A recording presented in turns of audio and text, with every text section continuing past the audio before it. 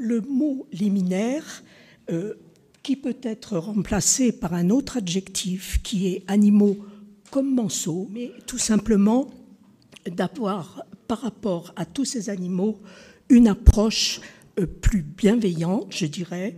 Je vais être très courte. Je ne voulais parler que de ce mot, en fait, nuisible, pour le mettre en perspective avec le mot liminaire.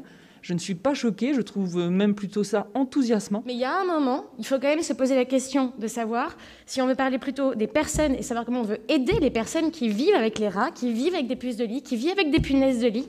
Comment on parle de ces personnes qui vivent dans des situations extrêmement insalubres, plutôt que de savoir si on doit faire c'était quoi, une campagne de contraceptive pour les rats enfin, moi je veux bien, mais enfin, posons-nous les bonnes questions. Quelle est la priorité des gens qui vivent dans cette situation dramatique, sanitaire dramatique?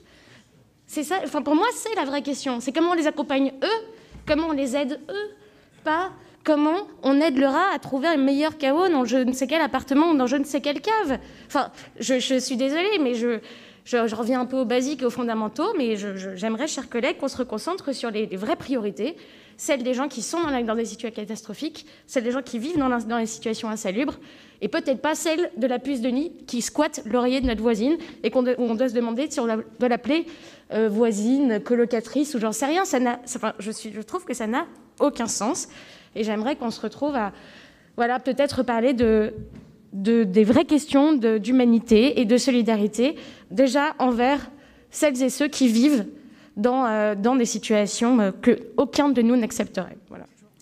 Mais pourtant, ces animaux, il faut bien comprendre, et vous le savez bien, qu'ils sont incapables de retourner vivre à l'état sauvage, et par conséquent, ils n'ont nulle part où aller.